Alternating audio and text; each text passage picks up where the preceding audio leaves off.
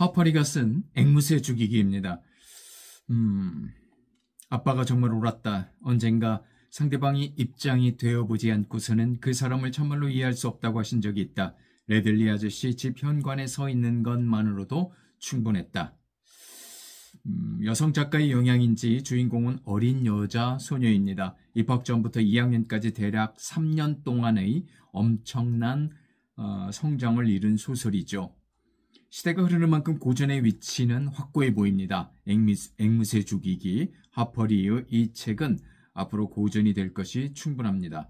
앵무새보다는 흉내쟁이 집바귀가 정확한 표현인 To Kill Mockingbird는 1960년 출간되어 1930년대 경제 대공황 시기를 배경으로 나와 타인에 대한 배척 심리를 천진한 어린 눈을 통해 적나라하게 드러내며 어린들의 문제점을 날카롭게 비판하고 있습니다. 사랑과 미움, 친절함과 잔인함, 유머와 비애가 공존하는 인간의 내면을 있는 그대로 들여다봅니다. 그것은 실체를 드러내지만 보는 이에 따라서는 얼마든지 변색된 모습으로 보일 것입니다. 아는 만큼, 배운 만큼 보는 인간의 특성 때문이죠.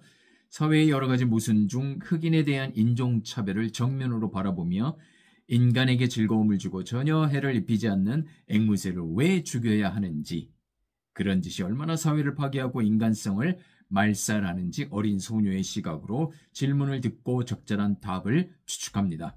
남녀간 성차별이나 인간을 억압하는 당시의 다양한 구조적 문제점들도 여과 없이 나타내는 것은 또 다른 이 책의 매력이며 가치를 돋보이게 하는 역할을 합니다. 작품의 배경인 메이콤 군이 있는 미국 남부 엘라베마주는 흑인 피가 한 방울이라도 섞이면 흑인 취급을 하는 전형적인 흑인 차별주의며 그러다 보니 흑인 인권운동의 성지 같은 곳입니다. 1931년 흑인 청년과 백인 청년 간 다툼으로 인해 생긴 백인 여성의 거짓 강간 진술에 의해 20년간 흑인 청년 8명이 고통받은 스코츠보로 재판 사건과 1955년 로자 파크스라는 흑인 여성의 버스 자리 양보 거부로 버스 보이콧 운동에 이은 공중교통에서의 인종차별 철폐라는 결과 등의 역사적 배경이 작품의 모티브가 되었을 겁니다. 시작도 하기 전에 패배한 것을 깨닫고 있으면서도 어쨌든 새로 시작하고 그것이 무엇이든 끝까지 해낼 때 바로 용기가 있는 거다. 승리란 드문 일이지만 때론 승리할 때도 있지. 스카웃이라 불리는 지인 루이즈 핀치는 기억도 못하는 엄마를 일찍 여의고 변호사 아빠 에티커스 핀치와 4살 위인 오빠 잼과 가정부인 캘포니아 아줌마와 함께 메이콤 군에 살며 학교 갈 나이가 되어 초등학교에 입학합니다. 여름마다 놀러오는 1살 위인 딜과 함께 셋은 여느 어린이들과 다를 바 없는 학교 생활과 놀이를 하며 즐겁게 보냅니다. 동네의 네이선 레들리 씨 집에는 그의 아들 부 레들리가 함께 사는데 그는 사춘기 때 무리를 일으켜 마을 사람들에게도 따돌림을 당하여 평생 집에 갇혀 사는 모양입니다. 아이들은 한 번도 보지 못한 그의 존재를 공포의 대상으로 여기면서도 놀림감으로 삼습니다. 잭 삼촌이 일주일 동안 집에 머물면서 공기총을 한 자루 사옵니다. 명사수였던 아빠는 아이들에게 어치새는 쏘아도 되지만 앵무새는 쏘지 말라고 당부합니다. 어느 날 아빠는 톰 로빈슨이라는 강간범을 변호하게 됩니다. 그는 백인인 밥 이웰이 자기 딸을 그가 강간했다고 고발하여 감옥에 갇혀 있습니다. 마을의 많은 사람들이 아빠가 흑인 강간범을 변호한다는 것에 대해 수근거리고 비난합니다. 아이들은 어른들만 아니라 친구들에게도 아빠가 깜둥이 애인이란 놀림을 당하고 참지 못한 오빠 잼은 울기도 하고 비난하는 듀보스 할머니의 집의 밭을 망치는 바람에 엄한 꾸중과 벌을 받기도 합니다. 같은 식구인 알렉산드라 고모 역시 흑인 변호에 불만을 나타내며 충실한 흑인 가정부 캘포니아까지 쫓아내야 한다고 말하지만 에티커스는 한마디로 거절합니다. 아이들에게도 캘포니아는 엄마 이상이니까요. 마을의 남자들은 에티커스에게 험하게 대하고 행동으로도 위협을 가하지만 에티커스는 조금 더 물러서지 않습니다. 아이들까지 참관한 톰 로빈슨 공판에서 에티커스는 최선을 다해 강간이 아니라 변호하지만 배심원들은 유죄를 선고하여 사형에 처하게 합니다.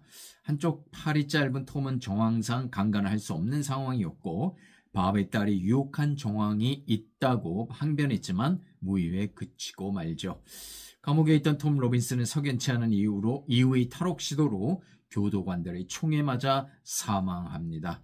톰이 죽었는데도 밥 이웰은 애티커스에게 보복의 협박을 하고 결국 어두운 밤에 잼과 스카웃을 공격하여 잼에게 부상을 입힙니다. 정신을 잃은 잼과 가벼운 상처를 입은 스카웃을 어둠 속에서 데려온 이는 부 레들리였습니다.